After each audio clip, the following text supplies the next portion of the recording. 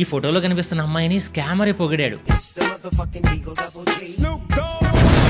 Maan గయ్యా my APCO బేటా అని.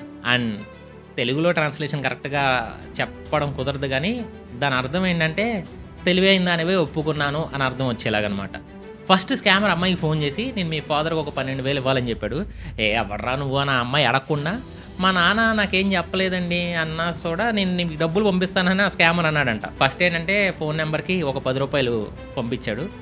వచ్చినాయా బేటా అని అడిగితే వచ్చినాయా అంకుల్ అని చెప్పంగానే మళ్ళీ ఈసారి 10,000 పంపించాడు. ఇక్కడ మీకు అర్థమవుతుందా, ఇక్కడ డబ్బులు నిజంగా క్రెడిట్ అవ్వాలా. బ్యాంక్ మెసేజెస్ ఫోన్స్కి వస్తాయి కదా, అందులో అమౌంట్ ఎడిట్ చేసి డైరెక్ట్గా ఫోన్ నెంబర్స్కే పంపిస్తున్నాడు. నాకు ఈయన చూడంగానే జులైలో బ్రహ్మానందం లాగా అనిపించింది, అంటే చేసిన వెంటనే దొరికిపోవడం లాగా.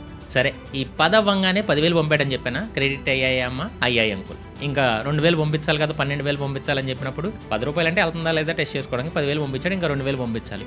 ఈ 2,000 మెసేజ్ బదులు ఇంకో మెసేజ్ పంపించాడు, కానీ 20,000 పంపించాడు. ఆ అమ్మాయి కూడా అప్పుడు అంకుల్ అప్ గల్తీసే 20,000 బేస్ దియా అని చెప్పి, అంటే సారీ 20,000 పంపించారు అంకుల్ అంది.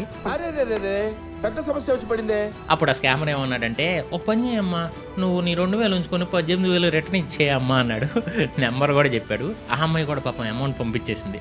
వచ్చాయే అంకుల్ అని అడిగింది. ఇక్కడ ఏం జరిగిందో తెలుసా, సేమ్ ఆ అమ్మాయి కూడా వాడు పంపిన ఎడిట్ చేసిన టెక్స్ట్ మెసేజే వాడికి 18,000 ఎడిట్ చేసి పంపించింది. పుష్ప అంటే ఫ్లవర్ అనుకుంటువా, ఫైర్. అప్పుడే స్కామర్ వెంటనే మాన్ గయ్యా మై ఆప్కో బేటా అని చెప్పి కాల్ కట్ చేశాడు. సో మీరు కూడా అన్నోన్ పర్సన్స్తో ఈ ఫైనాన్షియల్ ట్రాన్సాక్షన్స్ చేయకండి. అండ్ మర్చిపోకండి లైక్ అండ్ సబ్స్క్రైబ్ని.